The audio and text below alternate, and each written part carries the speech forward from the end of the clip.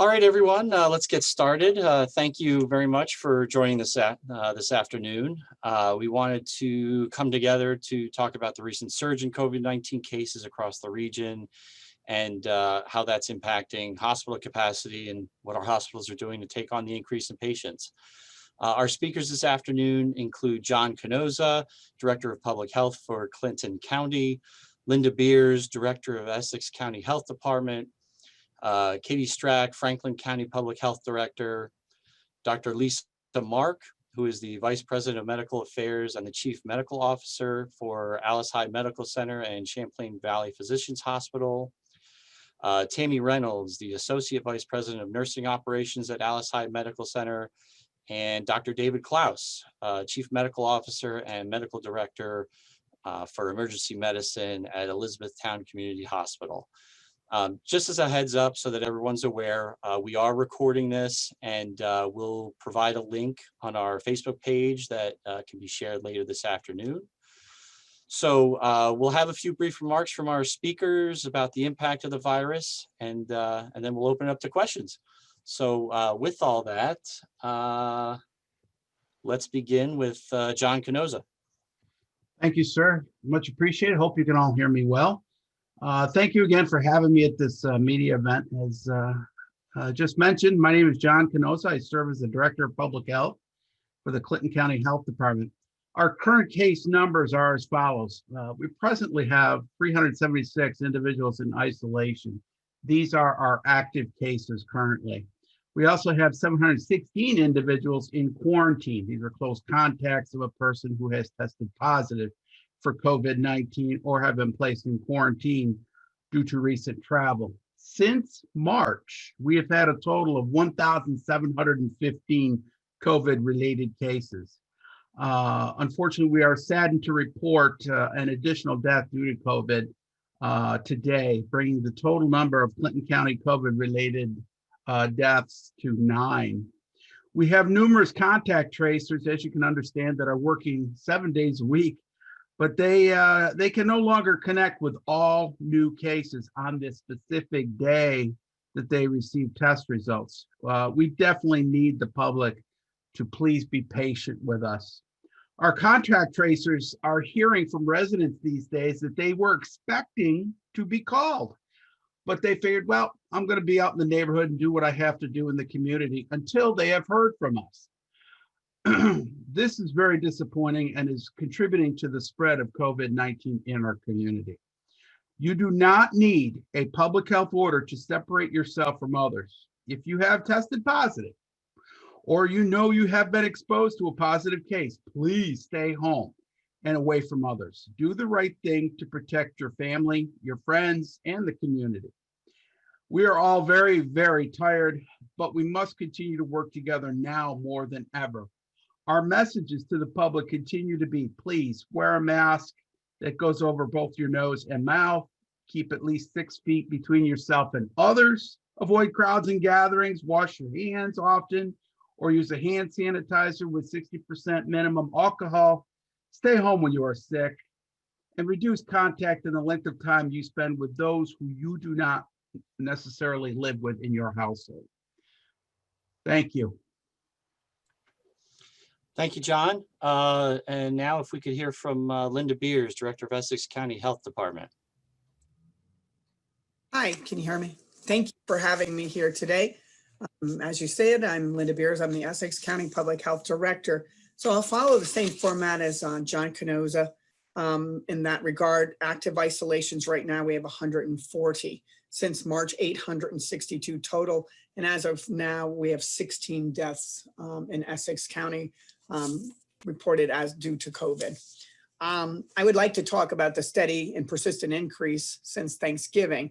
So just to give you an idea and a different format of data, we've had 2 to 4 cases a day prior to Thanksgiving.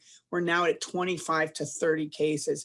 Each time we interview a case, it takes about an hour for each one of those interviews to take place. Each one of those cases are identifying, and we're much smaller in numbers, at least 5 people. That number is going up. That's why we know people are gathering.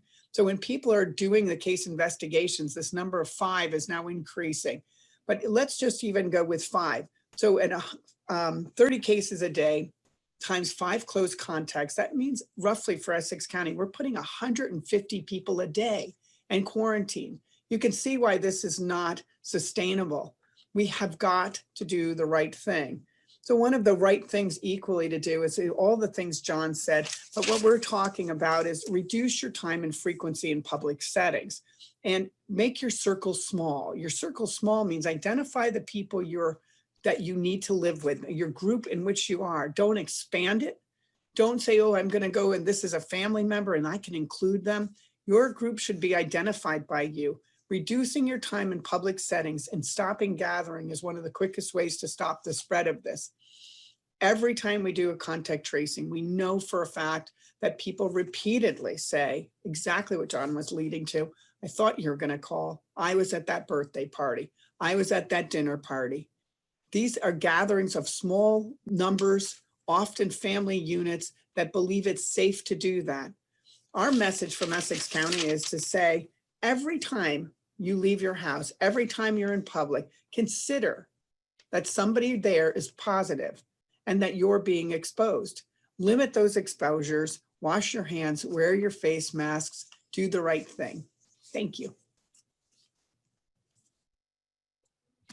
Thank you, Linda.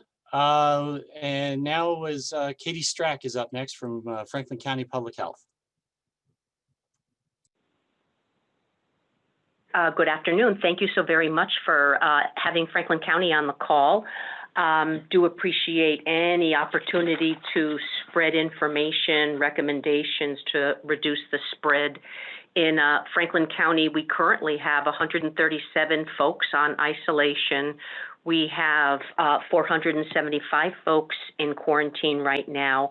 And since March, we have had 1,025 cases of COVID in the county. Our first spike of 2021, following our Halloween and Thanksgiving spike in 2020, occurred yesterday. We had 44 cases reported to us. Our normal is around 15 to 20, so this is our first spike. And what we're determining is that it's related to, of course, the gatherings over the New Year's area. It's about 7 days later, and now all the symptoms are starting. As far as contact tracing goes here, we have usually available on a daily basis 4 to 5 folks doing investigations. We do have, and we're very thankfully able to cover about 12 hours every day in contact tracing. So our metric, luckily and thankfully, is that we're able to reach nearly everybody, although like John, we cannot get to everybody in overnight, but we generally are able to get to our folks within 24 hours. And in terms of what Franklin County's advice is for its constituents, it continues to be, to please reduce gathering size. Since Thanksgiving, we were asking, could folks maybe consider gathering sizes of 10? And I suppose with the spike of 44 yesterday and New Year's, I guess that didn't work out too well, but certainly to comply with the face covering requirements in New York State, socially distanced, 6 feet, wear face coverings even if you're 6 feet apart, if you're not in a well-ventilated room or if you're not outside. Certainly wash your hands, soap and water, use sanitizer, clean and disinfect surfaces. And in Franklin County, we do have a lot of people sharing rides. And so what we're also asking that if you are a driver or a rider, please consider wearing face coverings, whether or not it's in a private car or on a bus. And I suppose most importantly, stay home when you're sick. So many people are unfortunately working. Maybe they think they've got a sinus infection or maybe a sniffle that they would tend to ignore, but truly any type of any signs and symptoms, we are really imploring people to stay home and self-isolate. So that is the suggestions from Franklin County. Thank you very much. Okay, thank you, Katie. And now let's hear from Dr. Lisa Mark. Hi, I'm Chief Medical Officer at CVPH, and I'd like to give a little bit of a hospital perspective. So as you've heard from the county health departments, community prevalence is increasing. We're in particular seeing a spike after the holidays, and it's reflective of the community and gathering, and we all have pandemic fatigue, and it's difficult. But I would also make a plea with the community: remain within your bubble, wear your face masks, don't have a party, don't congregate. It's more important now than ever. We have over 20 cases of COVID in our hospital right now. And that's certainly more than we ever had in early 2020 when we were at our peak of COVID then. And so that's really what I want to stress to the community, is that it's worse now than it was then. And it's now is the time when we really have to make an effort to follow the guidance, wear masks, and stay at home. Thank you, Dr. Mark. Now, if we could hear from Tammy Reynolds with Alice Hyde. Good afternoon. I am the Associate Vice President of Nursing at Alice Hyde Medical Center. And a perspective from Alice Hyde currently, I just discharged our last COVID patient that we had admitted in the facility. So we are at 0, which is a first for us since we had our outbreak in our nursing home back in October. So our high was 9 and our low today is 0. So that's good. I'm unfortunately hoping that it's not the calm before the storm though. So because we have seen an increase in our community cases, we have seen an increase at Alice Hyde in our emergency room. COVID patients coming into our emergency room, not necessarily needing admission, but needing some medications and treatments that we can give as an outpatient and then discharge them home. So I'm hopeful that we are on an upswing here. We are ready at any point to assist CVPH. We do encourage our patients also to seek medical care if they need it. I think some people get afraid to come to the hospital because there's COVID in the hospital. But if you are sick, we encourage you to come to the hospital. If you need to be seen, we are here. And we do a very good job at the hospital, both in Plattsburgh and in Malone, of cleaning our facility. So we encourage people to come here if you're ill and you need treatment. We're always here 24 hours a day. We have capacity, and we will continue to work together to provide the community with health care. Thank you very much, Tammy. And now Dr. David Klaus. Good afternoon, everybody. So, you've heard quite a few numbers about the drastic increase in cases in the North Country. At Elizabethtown Community Hospital, we are also seeing a significant increase in demand for services. Right now at the hospital today, starting the day today, we had 7 COVID positive patients. That's a third of our whole census. And it is becoming increasingly stressful in that we frequently have staff members who have to obey quarantine orders and regulations, and staffing for an increased census is becoming increasingly difficult. With the significant increase in incidents that we're seeing as a result of the post-holiday spike, many people throughout this pandemic have used wartime analogies. I would like people to really keep in mind that nationally we are on track by the end of this month to have lost more people in 1 year of this pandemic, more people to COVID-19 than World War II, plus Korean War, plus Vietnam War. This is a war. And the way we can get out of this, the good news is known. We know that last spring, when we started to have an increase in incidence, that when we really buckled down and minimized contact with others, wore masks, performed good hand washing, that it actually drove things down, and we did well through the summer. Now with this increase, the significant increase that we're having, this is becoming unsustainable for the healthcare system. In the last 30 days in northeastern New York, the daily number of new cases per population has increased fourfold. The demand for hospital services continues to go up.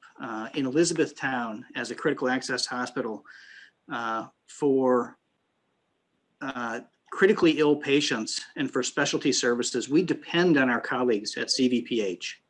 They are overwhelmed. We're becoming overwhelmed. And the way out of this is not medical treatment. We can't treat our way out of this pandemic. We have to prevent our way out of this pandemic with simple measures that we know. I completely understand that when we isolate ourselves from others and avoid gatherings, we don't get the immediate feedback of the lives that we're saving. And we'll never know which lives we're saving, but we are saving lives when we distance, when we mask, when we wash, and obey the guidelines. And so there is a hardship here, but I really would urge people to think of this as a wartime situation where we've got to get through this. We also are not going to be able to vaccinate our way out of this quickly enough to avoid significant tragedy. So, I can't stress enough what others have already said on this call. We've got to adhere to basic public health measures here and take everyone needs to take responsibility to try to drive these numbers down. Thank you. Thank you, Doctor. And now let's open it up to questions. What questions do you have? And make sure that before you ask your question that you unmute yourself, please. I have a question. Go ahead. Can you hear me? Yep, go ahead, Elizabeth.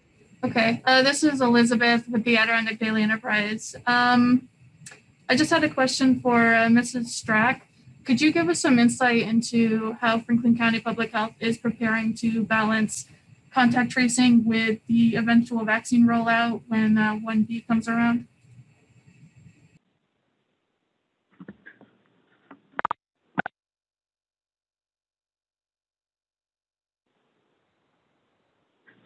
Thank you for that question. What we are hearing from the State Health Department is that this is a twofold combat against COVID-19, and one way is to control it and the other way is to combat it. Right now, controlling it rests with isolation and quarantine and trying to prevent exposure and disease acquisition. The combating part stems with the vaccination efforts. We do participate in the North Country Hub. We are hearing and knowing that vaccines are in the North Country.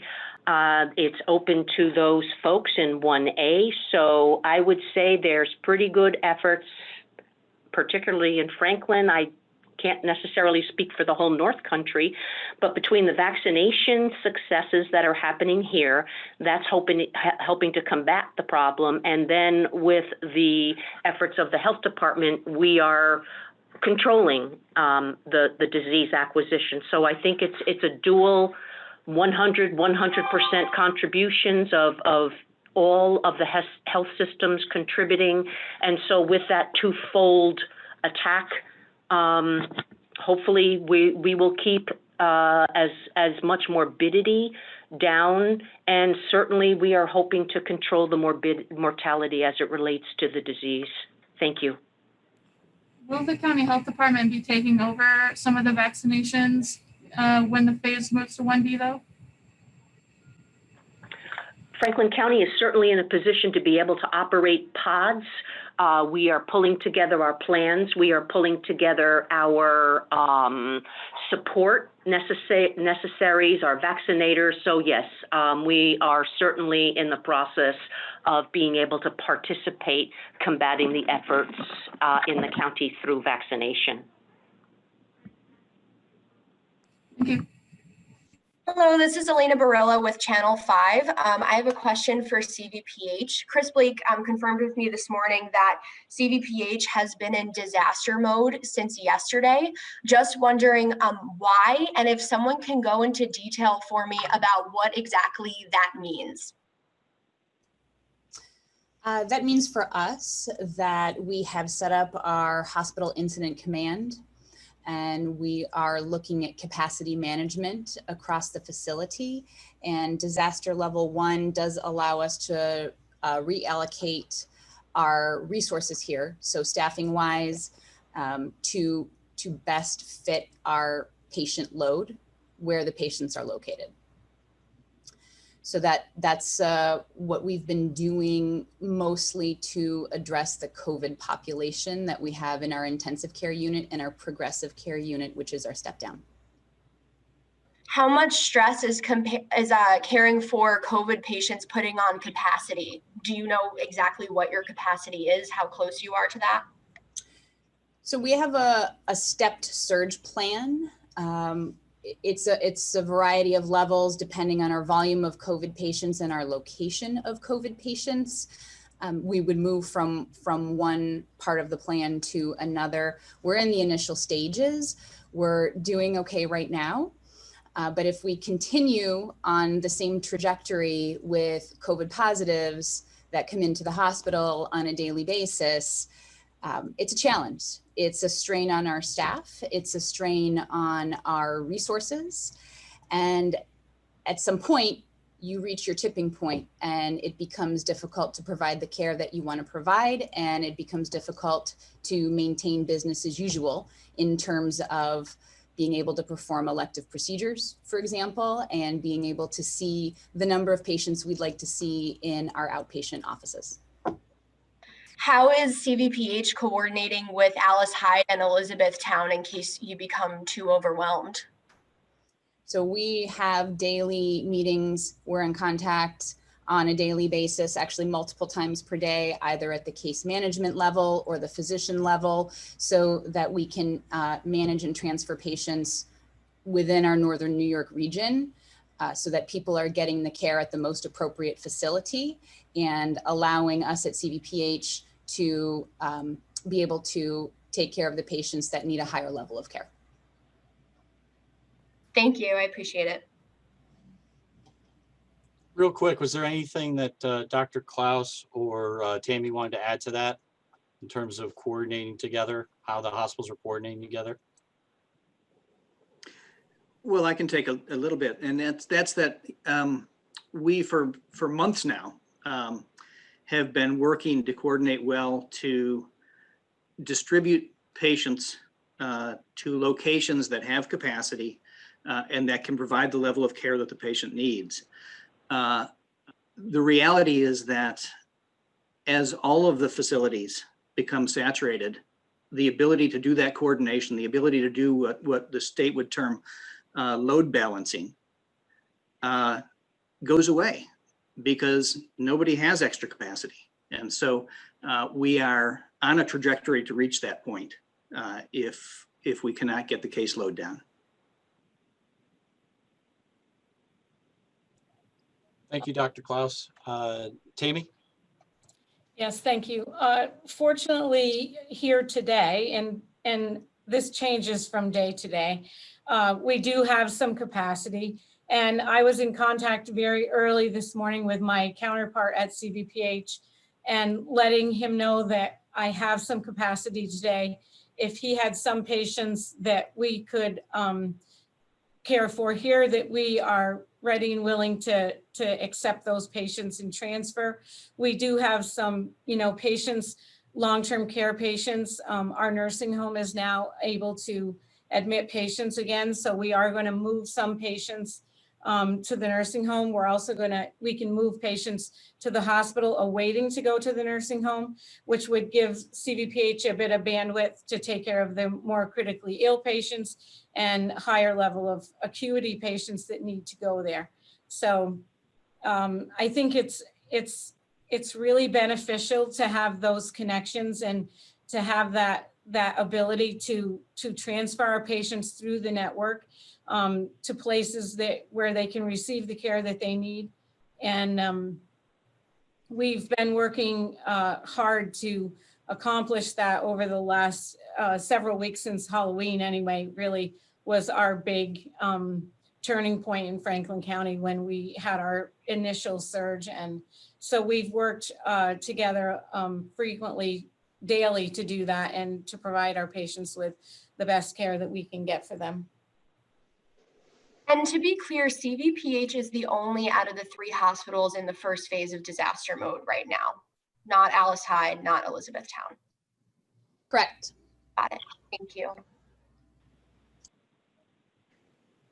I had another question for the doctors. Dr. Klaus, you mentioned that ECH is a critical access hospital. I was hoping you could share a little bit more information about what that means, what your capacity is in terms of your ICU and your ventilator capacity.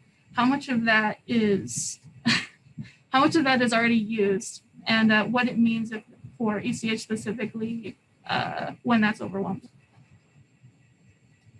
No, absolutely. So Elizabethtown Community Hospital, as a small critical access hospital, has a total of, under normal circumstances, 25 licensed inpatient beds. We do not have any intensive care unit. Under normal circumstances, we would not ever provide inpatient care, ongoing inpatient care for someone who requires the assistance of a ventilator. Earlier this spring, last spring, we did prepare for the possibility that we may need to provide care for a higher level of acuity in our facility in the state mandated surge plan.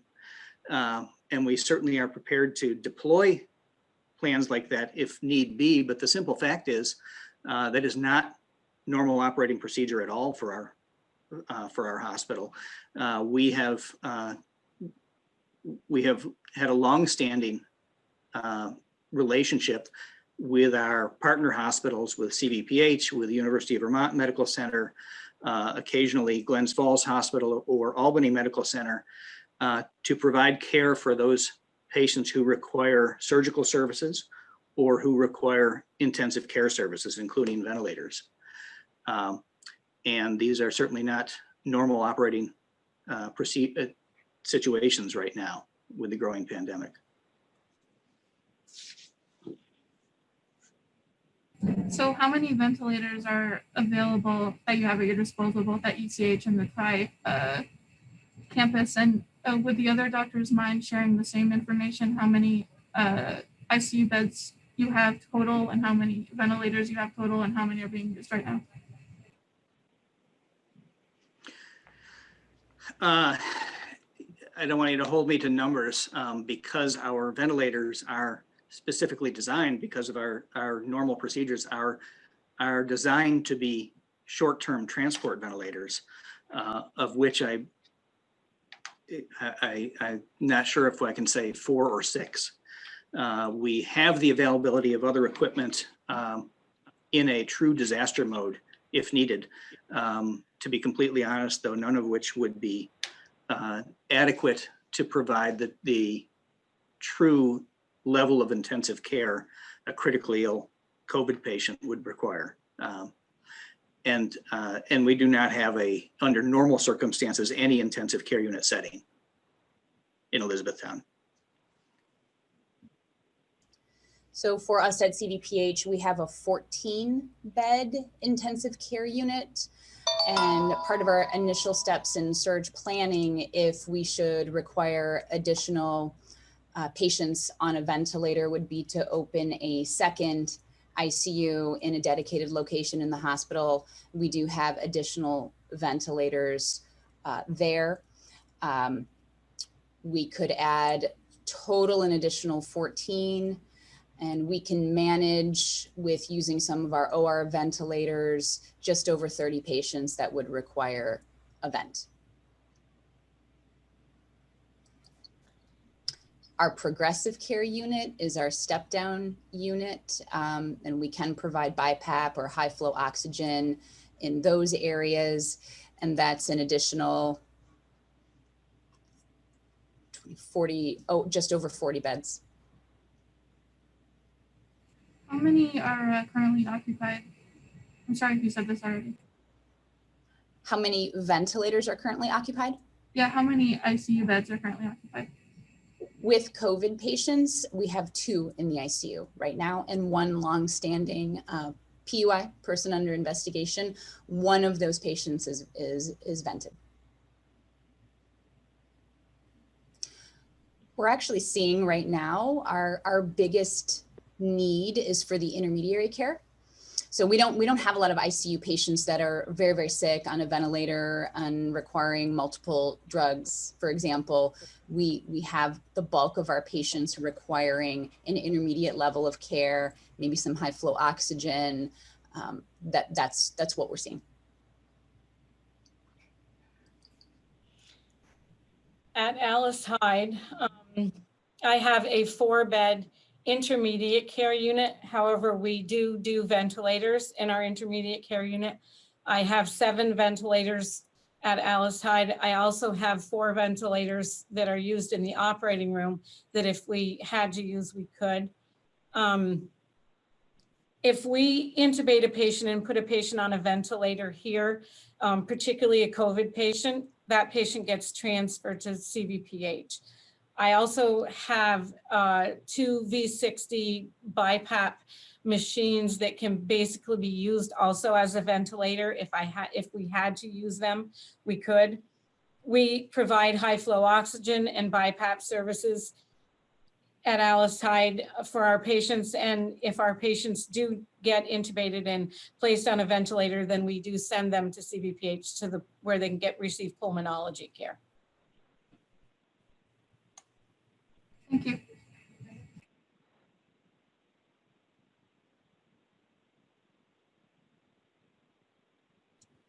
Any other questions? I have another one if no one else is gonna go. I don't want to take all the time, but oh. Looks like Kelly is typing in the chat. I'll just real quick, I'll ask this is Keith Lobdell, Sun Community News. I'll ask the public health directors, do you see with the surge possibly going back to 7-day-a-week updates on cases?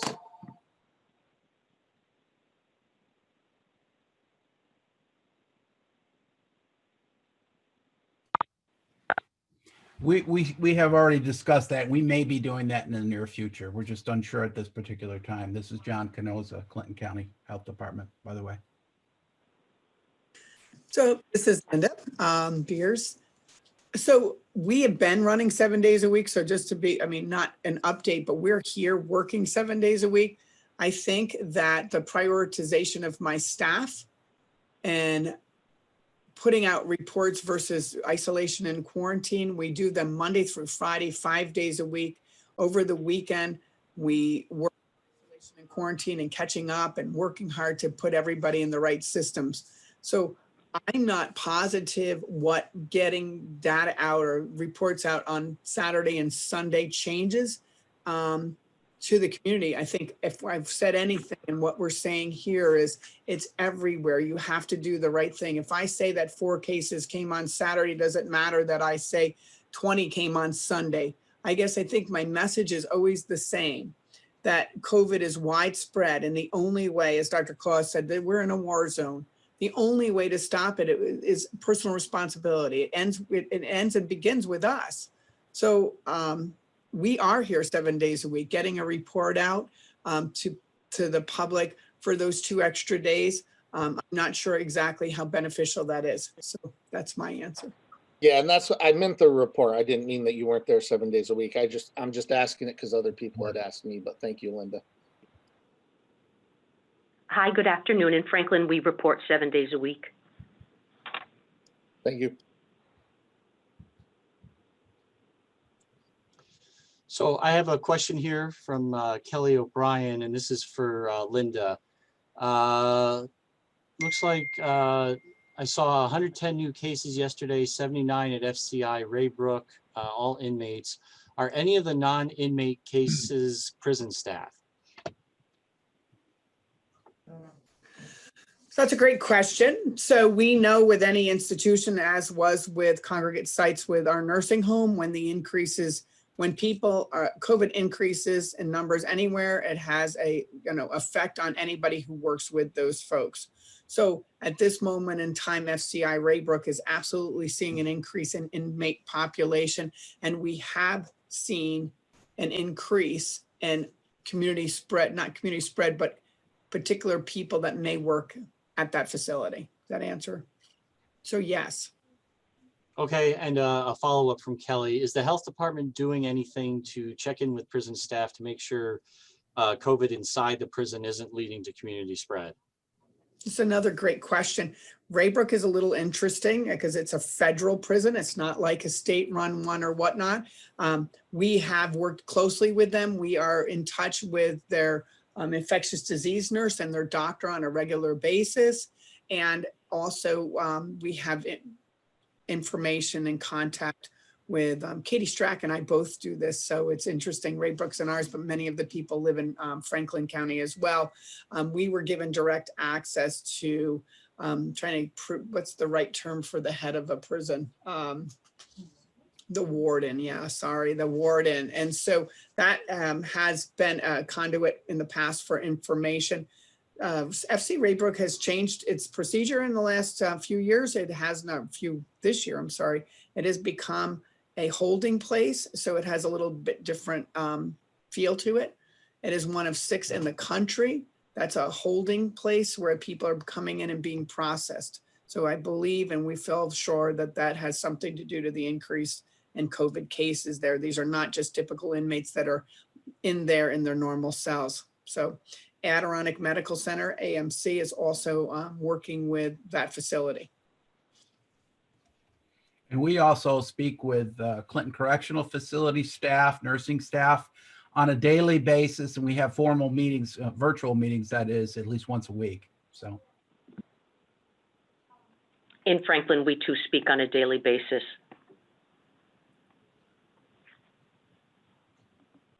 Okay, So, I'm sorry, Kelly, go ahead. Kelly has a question down if I had a breakout between inmates and staff.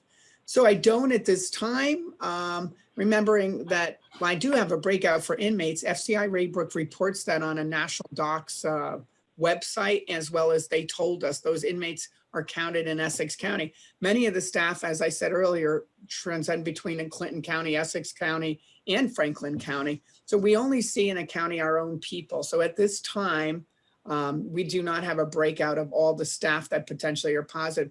I will tell you that we look for clusters and those type of things. And at this moment in time, I don't see that happening with staff outside of our FC Raybrook. Thank you, Linda. This next question is from Pat Bradley, and it's directed towards Dr. Mark. Since CVPH and others are part of the UVM Medical Center, UVM Vermont health network, if you have to, could you send any overflow patients to hospitals in Vermont, or are there restrictions because of the pandemic? There are no restrictions because of the pandemic in terms of transferring patients, and we would absolutely leverage our participation in the network along with Elizabethtown and Alice Hyde to load balance across the network as well as across upstate New York. So obviously the higher acuity patients we would transfer there if we needed to and if they had capacity. So capacity is a challenge everywhere. This is not unique to upstate New York. They have less COVID patients than we do right now, but they're seeing a surge just like we are. Thank you, Dr. Mark. Any other questions? And if you don't have access to a mic, just a reminder, you can type your questions in the chat and I can relay them for you. So the spike in cases that Essex County and Franklin County are seeing right now, and Clinton County as well, those are tied to New Year's now, or is it Christmas? In So- Franklin, we're seeing it tied to New Year's. So I was going to bring this up earlier, but so this is what we call the multiplier effect, right? So after Thanksgiving, we didn't see people. People have said that to me. It's 10 days after. Why aren't we seeing this huge spread? What we are. And is that really the result of 10 days after? So I would also add to exactly what we all said to you earlier. So after Thanksgiving, the first group gathered, and in that first group that gathered together, maybe 3 people were positive. Those 3 people have now infected 5 more people, and potentially out of that grows. That multiplying effect happens, as we know. COVID, the quarantine rate now is 10 days. So if we look out in 10-day cycles, every 10 days is another group that grows and grows exponentially. That being said, we may not see the New Year's spike or the Christmas spike until 2 weeks out, when that one group became now 4 groups, which now becomes 8 groups. And that's what happens when we get overloaded. So it's not an overnight in 10 days, oh my gosh, here it is. It's that group continues to multiply from its first exposures. So, and hopefully we get all those people in quarantine, but that's not always the case. People don't identify people that were there. They didn't even recognize they were exposed. Again, that's why all of these messages are so important today to hear. You just don't know when you're taking an opportunity and going out and gathering when it's going to be you. So I would echo what Linda said. If you look at the predictive modeling as best we can, you're going to see the tail end of Christmas going into New Year's right about now, and the spike could continue easily for another 2 weeks. We're seeing an overlap as well for both Christmas, the middle of Christmas right now, we're seeing a surge, as well as parts of the beginning of the new year. So, but there's a definite overlap, but we're tying the information we're learning from our discussions with cases to both events right now. And could someone talk a little bit about the COVID variant? We now know that there was a case discovered in Saratoga County. Do we have the ability locally in the Tri-County region to identify whether there's a case here?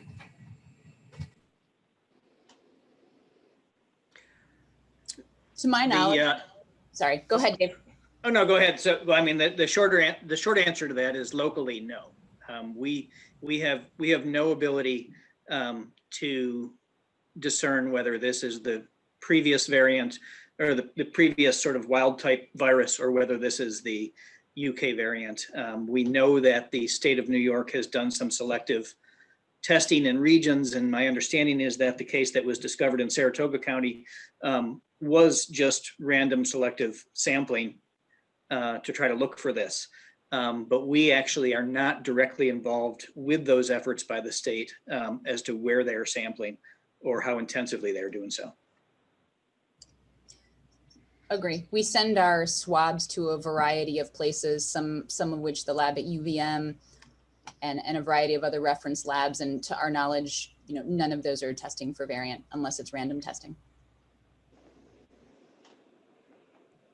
Does not knowing if there is the COVID variant in this region change your planning at all? I know that the COVID variant is a little bit more infectious than the other one, or more infectious than the other one. Does it?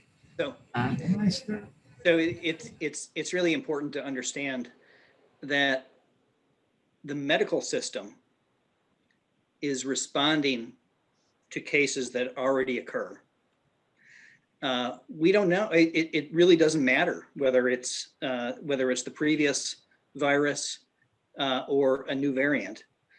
We know that both spread through the community, and we know that it is the community measures that can prevent spread. We responded that our treatment approach doesn't change at all. And so really, no, it doesn't directly change our plans. It certainly is a frightening prospect if we now have a more infectious variant in the area. But the game plan is exactly the same.